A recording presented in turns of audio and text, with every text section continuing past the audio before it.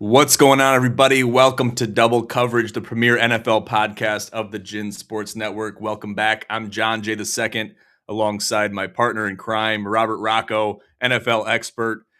This is the nitty gritty. We're at the end of the season here, Robert. I know it flew by. We're going to be projecting draft stuff and coaching carousel, kind of like we do with college, but it's happening just the same in the NFL. But what do you have to look back at if you had to look at it from a bird's eye view of this past season? What does it encompass? Yeah, it's almost like the season of the unknown quarterback, right? I mean, most of the big names got either bounced or injured. And look at the Super Bowl now, right? I mean, we got Darnold and May playing in the Super Bowl.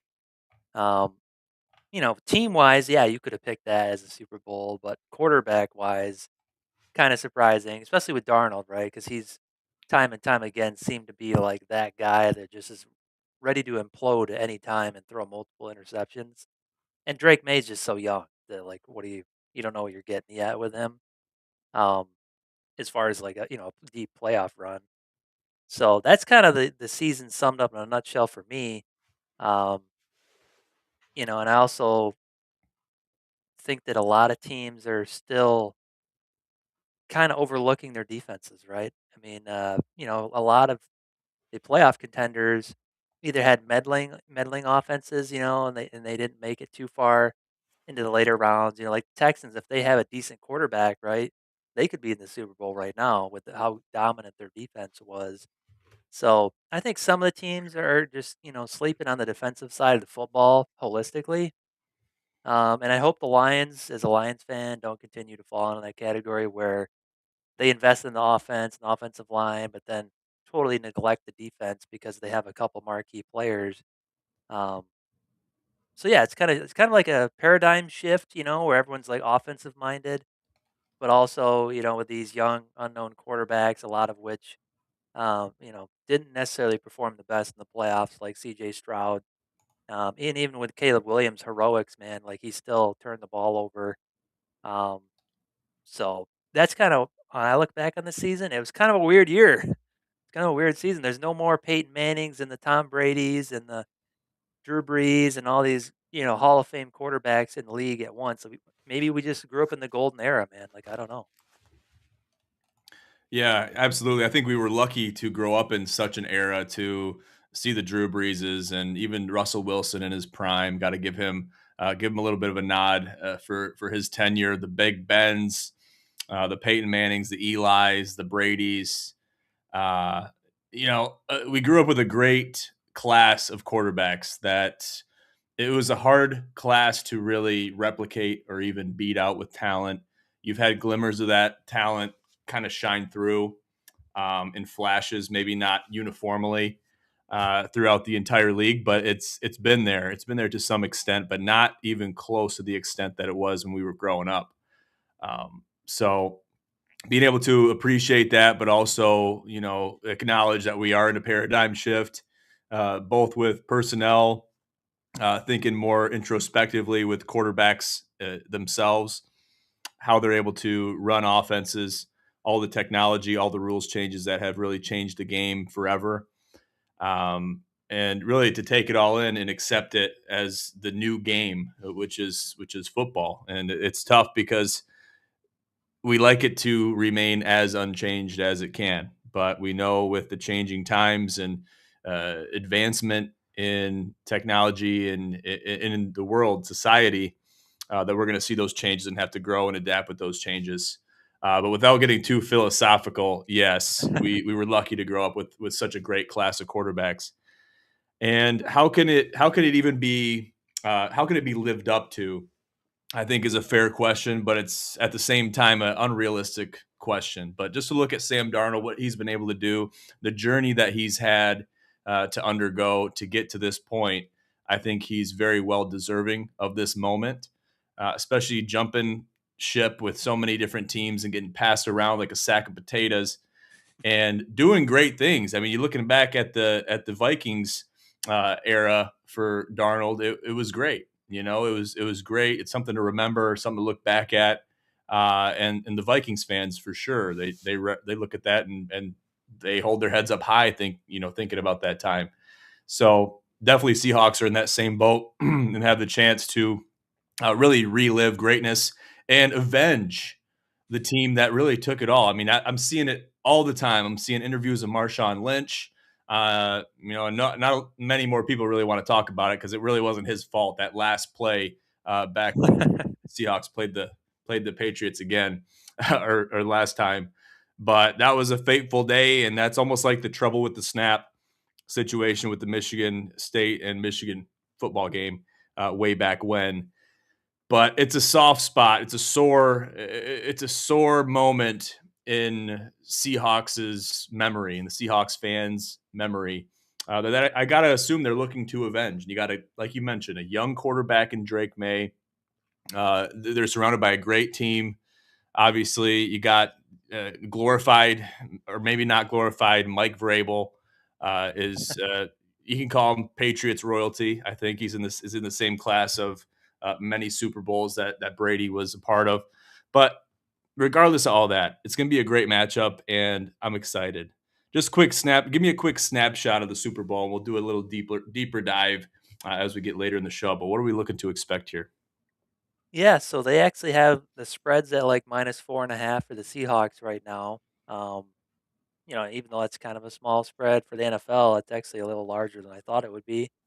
Um, Really, it's going to hinge on both the quarterbacks again, right? Like we knew if Darnold could play well, he could get here with how good that Seahawks team is, and obviously Drake May is playing a has played at an MVP level. You could say last week didn't really count because of the conditions. Maybe you could work that angle, but he definitely didn't play that great. He only threw for 86 yards last week against the Broncos. So, um, Seahawks defense being one of the best. Patriots is always up there. You got to give the edge a little bit to the Patriots run game because they still have healthy running backs. And with Kenneth Walker still popping off though, it's gotten a lot tighter than what I would have thought. Like Kenneth Walker's really come alive. So, um, you kind of go position to position. It's pretty even, man. So I think it's going to be a close Super Bowl. But the knock is the Patriots haven't really played anybody. Now, obviously, they played the Texans and the Broncos in the playoffs, and the Chargers, I guess. But you go back and look at their season, and their opponent's winning percentage is like 30%. So they had like one of the easiest cakewalk schedules in recent memory, maybe ever. I don't know. Maybe they're one of the easiest schedules ever for a Super Bowl team.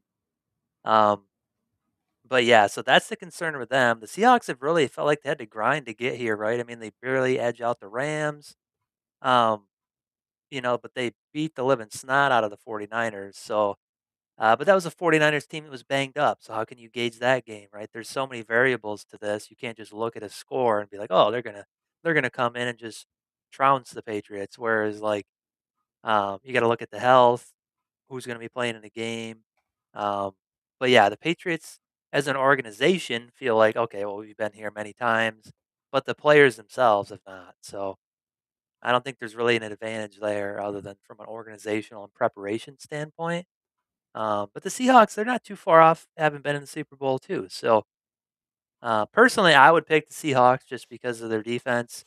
Um, and if Sam Darnold can play as good as he did against the Rams, which is MVP level, where he played like almost perfect, then the sky's the limit. I just feel like Drake May's game against the Broncos, really, they got bailed out because the Broncos didn't have their starting quarterback when it boils down to it. So if they'd had their starting quarterback, it's Broncos versus Seahawks in the Super Bowl. Um, that's kind of what my look on it is, and I don't really have a dog in the fight. I like both the teams. I like Vrabel. I feel like Vrabel got kind of a raw deal with the Titans. He made them relevant again, and they still kicked him to the curb and traded away his favorite players like AJ Brown. So yeah, I think they did him kind of dirty over there. So to see him come back to his team that he won a lot with on the defense, but also playing a little bit of that hybrid tight end. He caught like 10 touchdown passes on offense, which I didn't even know till a week ago. And I started watching the highlight reel. I'm like, what the hell is he doing on offense? And he's just making snags. I mean, he caught some dimes over the shoulder in the end zone from Brady. Um, So I love that dude as a coach. He's definitely like a players guy, players coach. But yeah, it's hard to knock the Seahawks, man. Their defense is legit, and their offense has been rolling. So it's anybody's ball game. I would edge out the Seahawks, but um, looking forward to it, man. This is gonna be one of the better Super Bowls in a while. I feel like. Yeah, I think it is too, and it's kind of two teams that had a lot of relevance going back to even the glory days of having some of the greats and many of the greats still playing. That really both these teams left the arena of relevance until now. Yep. So it's gonna be a good one. Good to see these two teams back in the big game. So I'll circle back to you. We'll do a quick recap of what we look to expect in this Super Bowl. So it's exciting stuff. Yeah. Real quick though, I want to talk about the divisional. Going back a little bit, Yeah. uh, we had some matchups there that obviously maybe surprised us, maybe didn't. But I'll leave it at that. But Yeah. or maybe I won't. Let's talk about Josh Allen, the Bills, and that game Yeah. against the Broncos, just because it Just never should admit it. have it never should have went to OT, in my opinion. And the Broncos played a hell of a game. The Bills didn't deserve to win, and yeah, that's basically my take. What do Yeah, you got? I think you just gotta accept that their window's closed, man. I mean, this was their year. There's no Lamar Jackson in the way, no Patrick Mahomes. You know, and even if they had advanced here, it's like who they playing against. So um, I just think that really they missed their window. I mean, that's really what it boils down to. Can they get enough pieces around Allen yet still to make a run? Possibly, but they failed and failed at it. So. And in the biggest moment, man, he made a bunch of big mistakes that he shouldn't have made. He fumbled the ball, carrying it recklessly, didn't tuck the ball, takes off on a run, fumbles. There's interception. There's so many like opportunities they missed. Um, and their team is built on his shoulders, so I just feel like he can't carry that big of a load. And he throws two interceptions, has a fumble, but they still had a great run game, but their defense was non-existent too. So, but again, when you turn the ball over 3 times, you're not really helping out your defense either. Um, I just think they got outplayed, man, and it showed when they kept turning it over. Just felt like one of those games for them. And as anybody who likes Josh Allen, it sucks to see. Like I think he's gonna be like a Dan Marino, man, where we got to watch him be great all these years, and he just never won. Um, Yeah, he's gonna be like an Allen Iverson or a Charles Barkley. You know what I mean? That's just kind of what it's looking like at this point. See, I'm not saying, and you can argue that the window's closed. I think it's not. If it is open, it's not very much open. You're talking about a crack. And especially with Sean McDermott gone, you're basically. I mean, you talk about regime change. This is a major overhaul yeah, that's going to be going on in Buffalo. And yeah, I think this was where it had to happen. Obviously, this just hit my desk about an hour ago. But Josh Allen underwent foot surgery for a re-aggravated injury that he's just basically cleaning up and taking care of in the offseason. But that could have been partially why I think he lost some athleticism going into the latter half of the season. He just didn't look like he had the bounce and the pep in his step like Josh Allen usually does, or what I'm used to him having. yeah, But you look back even to the wild card game, they really probably shouldn't have beat the Jaguars if you really think yeah, about it. That final drive goes to hell. You really lean in pretty hard on that final drive for them to come down the field and win it in garbage time. So, I mean, it's just hard to see, hard to watch, and it's just one of those teams. You put them in the same category as the Ravens, uh, or any other team that's looked good, had a great chance, had great potential to go all the way, or at least have a berth. Just give me a berth, man. yeah, And they don't get there. So uh, I'm not disagreeing with you that the window's closed, but I'm remaining optimistic. I'm yeah, taking a page out of your book and remaining optimistic. So yeah, give that some salt. Let's talk about the Steelers though. What does the future of the Steelers look like without, without really looking too deep into it? Obviously, Mike McCarthy gets the nod over there and will be the head coach over there in Pittsburgh after Tomlin stepped down. And it begs the question: does Aaron Rodgers remain? You know the history that McCarthy and Rodgers have going back to the Green Bay days.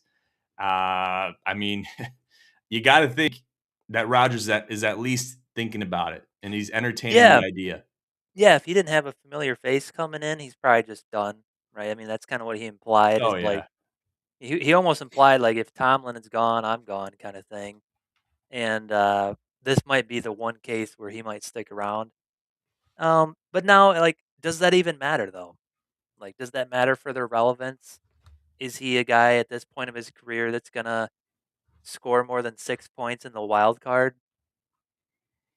So far, it looks like not. So, I think they just even if he doesn't wanna retire, I think they just need to go their own direction at quarterback because they've as ever since Big Ben's been gone, they really haven't had that staple guy who's been able to grow through internal draft and through their process there and actually get a hold of their system and have time to develop it, um, to where he could play his own game of football, you know what I mean? right. Like, he kind of adapted to the Steeler brand of football where he's this, like, tree stump standing back there that no one can tackle seemingly, and it just fit the mold of the Steelers so well. Like, you think the Steelers, you think, Jerome Bettis and all these guys and, um, just tough, gritty, like what the Lions try to aspire to be, but they don't really have, like, the personnel necessarily to do. Um, that's what I think of when I think of the Steelers. Now McCarthy, he was probably, kinda tied at the hip, or, I would say, even handcuffed, I would say would probably be a better analogy just with the Cowboys because, I mean, we all know who was running that team, right? I mean, it's the owner over there. So he probably could make some decisions he wanted to make, not to make excuses for the guy. I mean, he still had good records with that team, but they just were never relevant. So, um, yeah, I just think that is he washed too, right? I mean, are they taking a chance on this old washed bum coach? I mean, you look at Belichick, right? Belichick, uh, obviously one of the greatest coaches ever, and still at the end of his career, it's like the game had passed him by, right? And it's like he wasn't adapting anymore. He was drafting players that didn't fit their scheme, that just weren't good. He got bad at drafting. And then from a coaching standpoint, what if for whatever reason, like their team was just not good those last couple years. So um, I just think that the Steelers, it's going to take a while, and until they do a hard reset, right, which they seemingly never want to do because they want to maintain that like 500 record every year. It's like sell everybody, man. Get rid of Watt, get rid of everybody, get all the picks, start over because that's all it's gonna take, to get in a couple years time frame, get back on your feet and actually be relevant again. But if they keep trying to pay players that are past their prime and keep these old vets around that are just eating cap space, like they're not going to go anywhere. I think that's a harsh reality that that especially the Steelers have to come to terms with. And it's tough too. You can't. It's hard, especially if you look at the potential rekindling of an old relationship, and to even look at what it seemed Tomlin and Rodgers had built as far as a friendship relationship, player coach relationship. It looked like it was something that had a lot of value to it, and they were willing to turn a blind eye. Even going back to his time at the Jets, it seems like the higher ups were willing to turn a blind eye to his age and his possible, being washed up uh, esqueness of him as an athlete. They were willing to turn their heads at that just because it's Aaron Rodgers and that's basically it. So to be able to take your medicine and realize, listen, we got to do this or we got to rebuild the whole team. Let's sell the whole team and start from the ground up. That's a tough decision to make. But then again, Rome wasn't built in a day. Yep. So you got to make those tough decisions and you might have to play the long game to, Yeah. break everything down and start fresh. It's hard for a franchise like the Steelers to accept that they're going to suck for a while. you know? Like, they've just Yeah. been consistently relevant for so long, even if they are getting bounced in the playoffs for the first round. They've just been relevant for so long. I think it's really hard for them to accept doing that and wholesaling the team and starting over. And Yeah. some franchises are just like that, man. You just think of teams like the Steelers where they just hold on every year.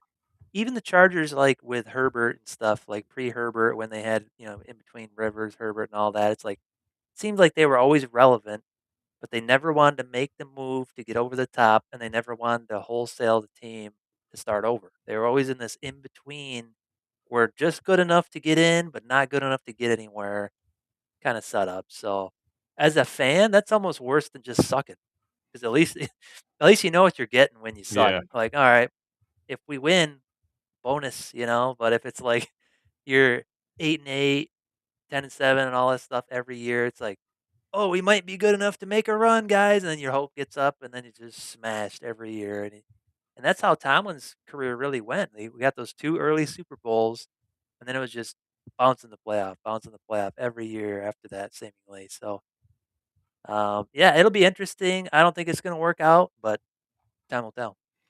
Time will tell, and that just seems like it's the narrative for a lot of these franchises, and it really sheds light on just that last point you made of how sparing and how much you got to cherish the opportunities when they present themselves to go deep or to get a Super Bowl berth or get a couple playoff wins, whatever you got to do to add to the team's resume.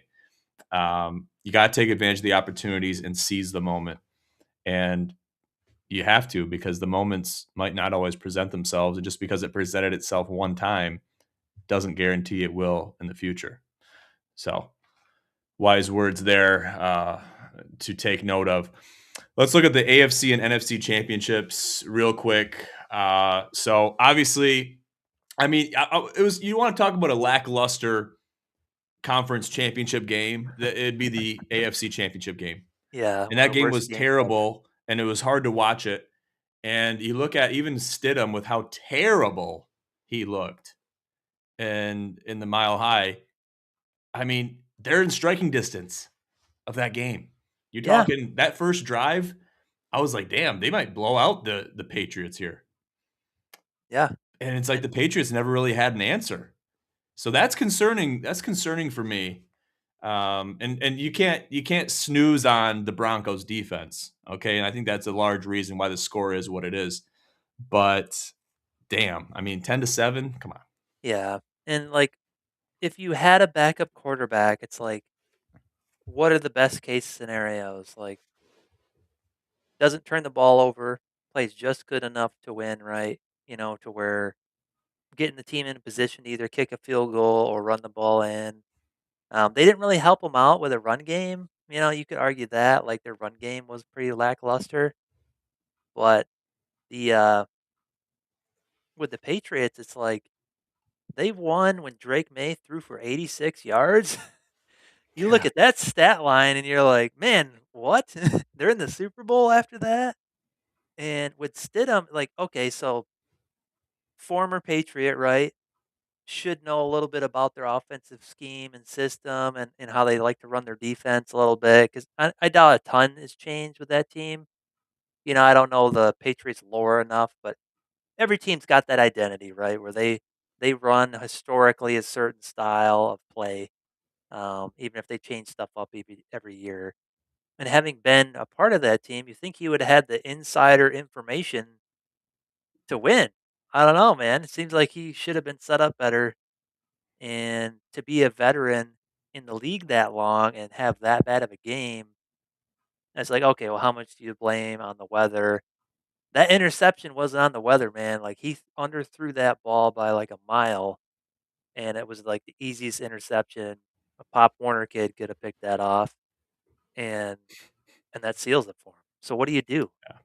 It's like, man, maybe they should have called Phil Rivers, bro.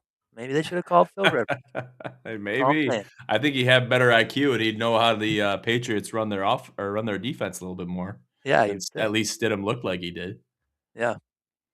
So that made you feel for the Broncos fans, right? I mean, your defense holds an opponent to 10 points and you can't win. That is tough to swallow. Absolutely. I mean, you look at that one play too where he feinted on the pass and then tried to get rid of it. I believe it was a Oh, yeah. grounding call, but it should have been Turned a into a fumble turned or a into a backwards fumble. pass resulting in a touchdown that was blown dead inadvertently. Um, I think they and still got the that was recovery essentially though, the didn't game. they? That was essentially the game though, right Yep. there. So I think that's just adds to the tough pill to swallow for the Broncos fans. But just add it to the list, man. I mean, you go all that way and you talk about a tragedy of, Nicks getting Yep. injured in the least opportune time, when your team has a really great chance to go all the way and probably win it all. Yep. And that happens. So you're playing, pickup, 52 pickup essentially, and just the way it goes. It's a It cruel was game. it was funny that, that game went that way at 10-7, and then you look at the Rams Seahawks and it was just a shootout, and they just Yeah. score, score, score, score, which is what the NFL wants, right? I mean, that's the kind of games they wanna have. I don't mind a good defensive game, but when it's because it was sloppy, it feels like it wasn't a defensive game almost because it was so sloppy of a game and the weather getting involved that you just kinda get bored, right? Whereas you go Yeah. back to watch, like, the Ravens, right, and they go to win the Super Bowl, that dominant defense, that was fun to watch. I mean, they were tearing people's heads off, getting sacks, sacks, sacks, and scoring defensive touchdowns. They hit, like, average almost as many or more points as their offense did, it seemed like, and, that was fun to watch, whereas this was, like, just sloppy game and backup quarterback and the conditions, but then you go to the Rams Seahawks, and it's just a shootout between 2 really good quarterbacks. One MVP, I think. I think Stafford's deserving of the MVP, with how well he played this year against good opponents too. I mean, Seahawks defense is really good. They made him look like a non-playoff team for most of that game. So, Yeah, it's true. um, I think the Rams messed up by not kicking a field goal at one point, even though it probably wouldn't have mattered because I think that the Seahawks end up running the clock anyway. But if they'd have went down and kicked a field goal, their whole play calling to throw bombs and stuff at the end could have changed to where they could have gotten field goal range, and tried to for a field goal instead of these, shot plays that are really designed to get a touchdown. Yeah, it changes the narrative for sure. I was thinking about that myself, just because it's easy to look back and say, "Oh, we should have kicked the field goal instead of going for it." I know as Lions fans, we're definitely, I guess I don't want to throw myself in that boat, but you specifically and others, they've looked back in retrospect and be like, "Oh yeah, we probably should have took the points there." But yeah, this one definitely it would have changed the whole dynamic of that game going into the garbage time. So I don't even know what would have happened if they would have got that early field goal. Yeah, with the Lions going back that 23 season that was so heartbreaking against the Niners. I mean, schematically, well, I guess backing up, their kicker wasn't that great. Badgley, I think career long was like in the low to mid 50s. And the field goals that he would have attempted were like 45, 40 plus yard field goals that he wasn't the most accurate on at times. So even if you kick the field goal, it's not some guarantee for 3 points. Like they don't have Jason Hanson anymore. So that's where my argument was coming from with the Lions. And also the plays they called worked and they got people open and they just didn't execute. And that's like the hardest part to swallow. Is Josh Reynolds dropping those two passes that were just critical, absolute dime on fourth down to really help. I think it would have won the game, really, when you think about it, because of how close that score was. You convert one of those, that is the difference. So And I'm it's not a hard. Lions fan, Robert, but that one hurt me to watch. Really did because you look at how much of a dime that was, Oh yeah, and I can just see it. I can see it in my memory right now. right in the chest, man. Right in the chest, uncontested, everything on the line. I mean, that's up there with Mark Andrews dropping that touchdown pass Yeah, or the way back Cowboys. when. What was the Cowboys tight end Smith?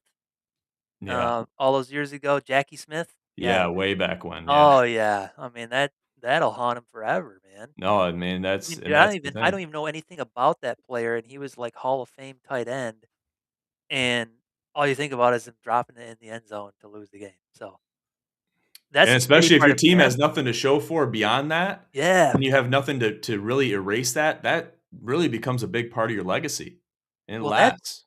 that makes it worth touching on the Tyreek Woolen thing to where he was taunting down the sideline and the ref kept saying, "Hey, get back, get back, get back." And he ends up getting a huge penalty in that game, which they end up winning against the Rams. But if they lose, think about the lashback from that, right? Yeah. I mean, you really cost your team the game essentially if they lose. So that's the kind of stuff that will get forgotten in a win, like you said. I mean, winning cures all. Yeah, that's true. I totally forgot about that, but that could have been game changing. Yeah, And especially to have the official, and that's something that we official, I'll throw myself in the same boat as the Stripes in this contest. But we try, and this is what this guy was trying to do.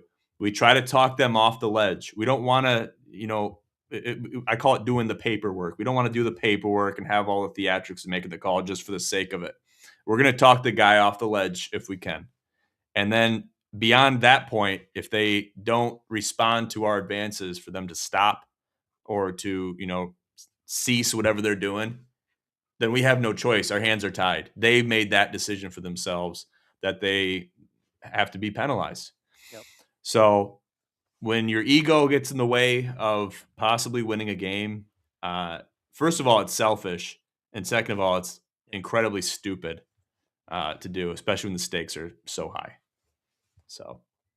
Yeah, that's the kind of stuff you expect to see at like a rec sport league, not in the NFL. Yeah, like a beer league, like a beer Yeah, hockey league or, yeah. There's a always that weekend. guy that's like Yeah. never graduated high school that thinks he's the shit, coming out to play rec Yeah. sports, and he's 45 with fucking no hair and a beer gut, but he thinks he's the best. So, uh, he's gonna come talk all his shit all game and commit some. If you're playing basketball, he's fouling you. If you're playing football, he's the guy that's taking it over the line, right? Going a little too far. There's always that guy, but you don't expect a professional that's making millions of dollars to have those kind of mental lapses.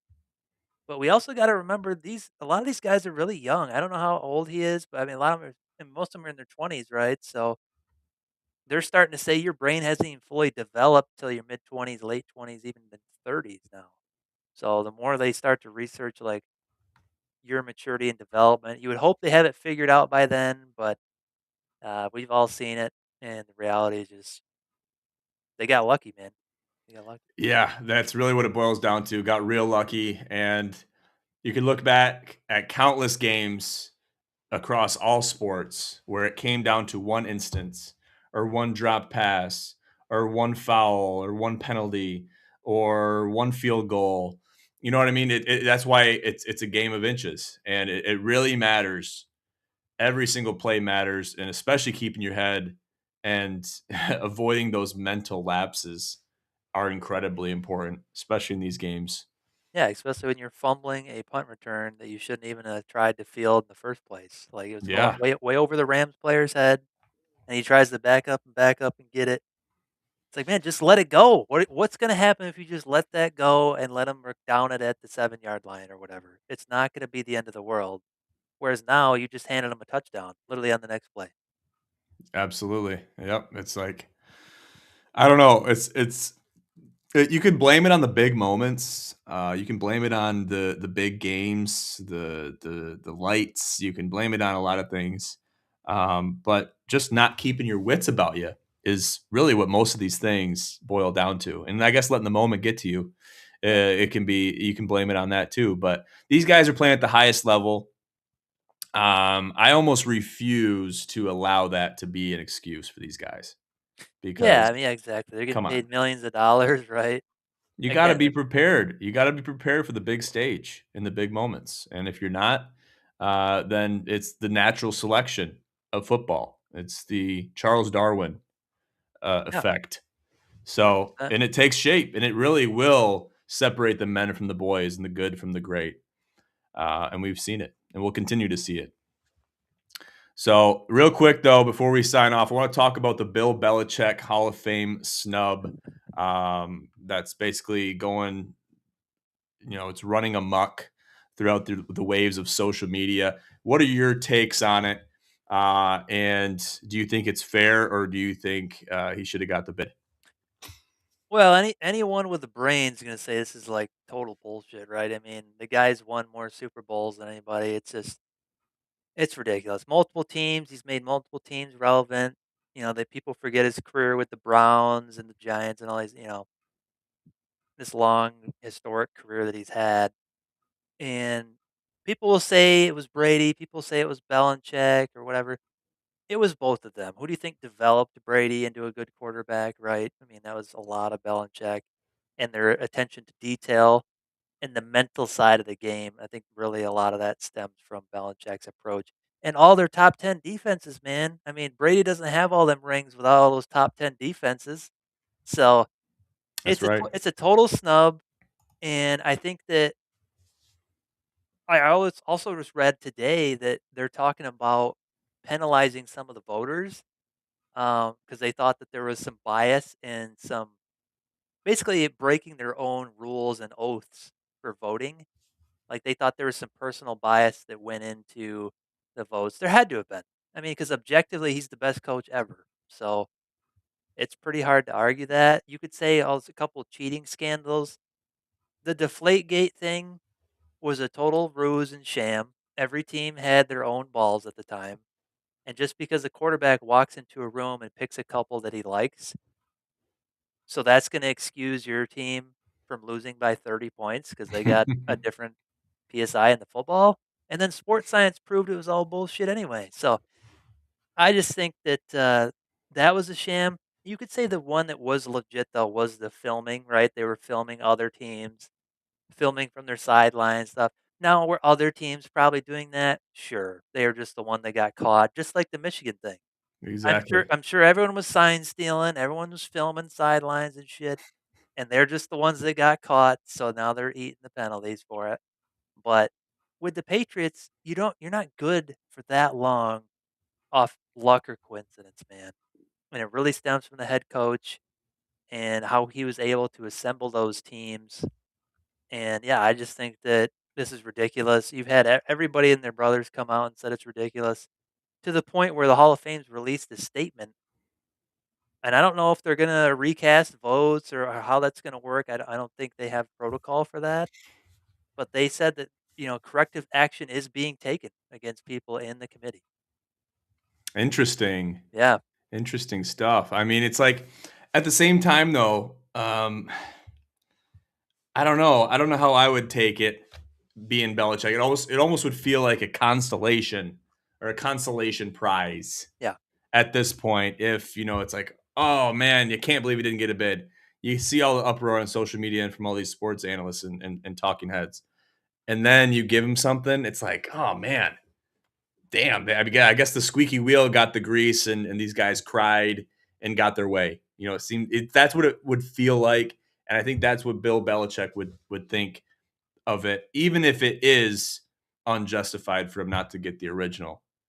uh, the original bid. And But everyone knows his relationship with the media was always like non-existent, right? oh yeah, I mean And he's a rough edges kind of guy. yeah, yeah, like you either know him or you don't kind of dude. And even though we all know him as a winner, like none of us really know who he is. Like he's just this Yeah, enigma, this guy on the sideline that won football games to all of us. So exactly. I think Very a lot of closed people, off. yeah, I think a lot of people did take a liking to that, and then also I think he wasn't a part of the coaches union. Like when you would play Madden, it would say, Patriots head coach, right? It wouldn't say Bill Belichick anytime you'd play Madden because he wasn't part of one of the NFL's unions. So Yeah, the is that NFLPA or yeah, is that the part of it? Players Association. Yeah, I think it was Yeah. something like that. Yeah, so is that part of this whole thing? I have no idea where the heartache's coming from, but it's ridiculous. So I'm siding with all the people that are uproar about it because it's one of the dumbest things they've done in recent memory. Yeah, absolutely. Me too. I gotta take the sides uh of the critics of Yep. the committee that was in charge of making the call. And yeah, I mean, if you can say he should have got it now, or if he doesn't get it now, then then when, kind of thing. And maybe what it could even be. He's still an active coach in college, so it's like, well, maybe wait for him to completely be done or be retired. Maybe they're waiting for that. I don't know. I don't know what their spin on it is, but we're dealing with obviously the NFL tenure. Yeah. So it should be somewhat irrelevant because he's out of the NFL and not currently employed by the NFL. Yeah. So 100%. so we'll see what happens with the fallout. All right, real quick before we sign off, just give me a quick Super Bowl projection, Robert. Obviously, we talked about the spread being Seahawks -4.5, and we said our claims earlier, but just real quick for the people, if you had to bet this game, assuming the spread stays what it is, or you got to tease the spread, what are you taking? What are you taking this game? Yeah, I would still stick with the Seahawks. If you're sticking around that spread of 4.5, it could be a 28-24 type of game, you know, and I don't know what the over under is for points, but I would assume it's getting up there just with how good these teams have been on offense as well. Um, Looks like 45.5. 45.5. So yeah, I would pick the over on the points, and I would probably go Seahawks. And as far as the spread, I don't know, man. The Seahawks have a potential to make this a blowout. If it's going to be a blowout, I would think it would go that way, unless Darnold implodes. That's the one caveat to all this. If And Darnold, that can happen. it And that can, can happen too. it can. Like we can't just think, oh, we're forgetting about this guy has had one good playoff run. The rest of the time he's been bounced or hasn't gotten there. So to look at this Super Bowl and say, oh, he's just going to take care of business against a good Patriots team and defense, I think is not advised. So yeah, I wouldn't go too crazy with the point spreads and if you're throwing money on the money line, even I wouldn't be putting the mortgage up on it. And interesting point here too to make is the open was -3.5. It rose since the open to -4.5. With obviously, uh, we got a week to go, week and some change to go before the big match. So will it change again between now and then? Possibly, probably yes. By how much we don't know yet. Yeah, So yeah. I mean, it's doesn't really, yeah. got that blow up potential, but they're both really good teams. So I think the odds are more like the NFC Championship game than say when the Seahawks blew out the 49ers. So And that's where I'd put my money because you look at just the types of games that were played, yeah, and you're expecting past results to repeat themselves and give us future results. Um, and I guess using that mentality, I guess that would make sense. And I look at 3.5. 3.5 is a trap spread, no matter how you look at it. 4.5 really isn't much worse, but definitely not better than 3.5. You're taking the favorite here. You're just expecting to have a shootout style team that's coming hot off a shootout. The really interesting aspect, though, is the 2 weeks yeah, uh, before playing again aspect of everything. So that has to be taken into account. Can you remain hot in that glorified bye week before the big game, or what are the bye week preparations for both teams? yeah. You And know what's Drake May gonna look like against a really good defense? I mean, the exactly, Broncos game you couldn't even really count because they won with only scoring 10 points, and now they got to play in a I'd say climate neutral environment, right? California. absolutely, yeah, So totally different conditions than at Mile High. yeah, 100%. So we'll have to wait and see. I'll be monitoring the spread going into the weekend and into next week, but it should be exciting stuff. But we'll leave it at that. Robert, you got any final words, final thoughts going into the dry week of basically no football until next week? What do you got for the people? Yeah, it's been a fun season. I hope everyone, enjoys their Super Bowl watch party. Drive safe, you know, don't drink and drive, get that Uber, and hope everyone has a good time. Wise words right there from Robert. Thank you guys so much. Make sure to check us out on our website, ginsportsnetwork.com. Find us on Instagram at ginsportsnetwork, and find us here next time on Double Coverage, the premier NFL podcast of the Gin Sports Network. For now, I'm John Jay II alongside Robert Rachow. We'll see you guys here next time. Have a great night.